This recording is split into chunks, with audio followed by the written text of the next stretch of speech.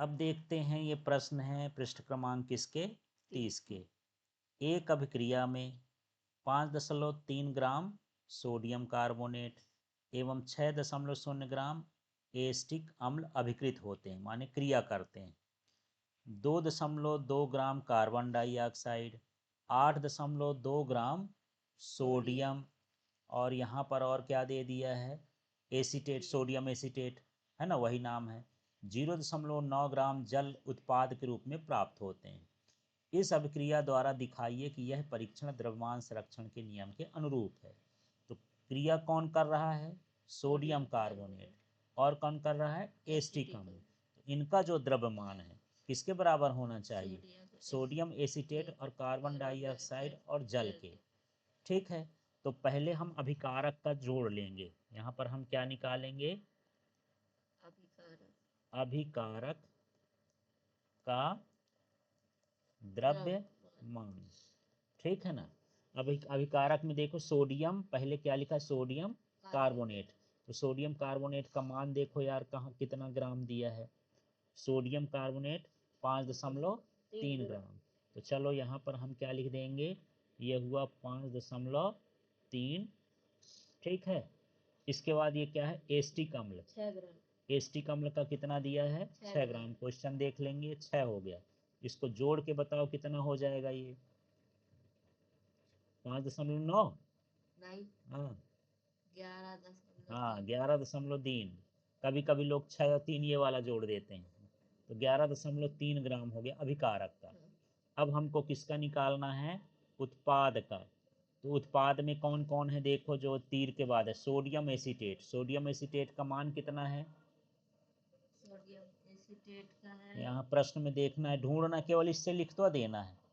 ये कितना है, सोडियम एसीटेट का 8.2 ग्राम, नहीं 2.2 ग्राम है ना कार्बन डाइऑक्साइड का। कैसे देख रहे हो, सोडियम का कितना है, 8.2 ग्राम। 8.2 ग्राम, ये 8.2 लिख दिए।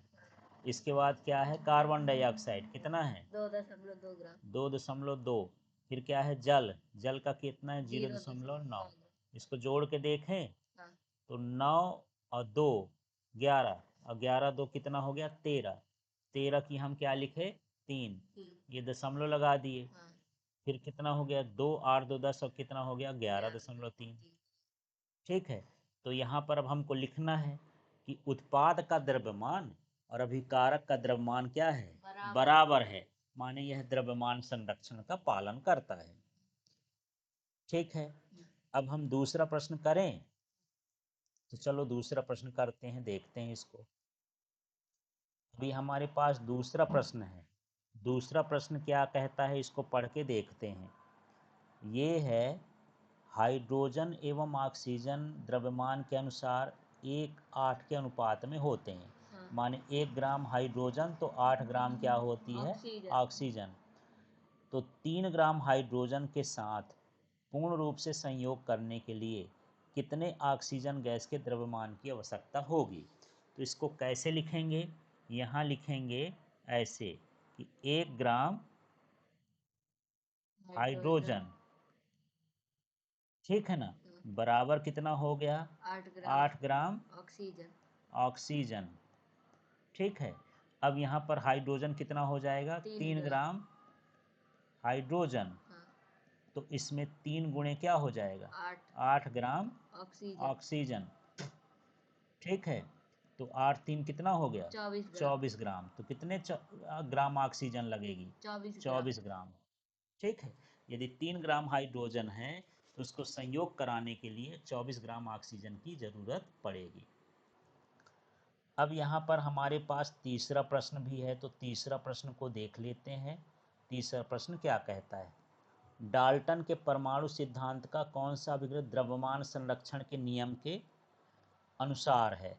तो अभी हम ये पढ़े थे ना, तो द्रव्यमान वाला क्या है, ये रासायनिक अभिक्रिया में ना तो सृजित होते हैं और ना ही विनाश होता है। कोई भी परमाणु, ऐसे परमाणु रासायनिक अभिक्रिया में ना सृजित होता है ना विनाश होता है। ये वाला पॉइंट हो गया डाल्टन का, जो ये बताता है कि ये द्रव्यमान संरक्षण का नियम है।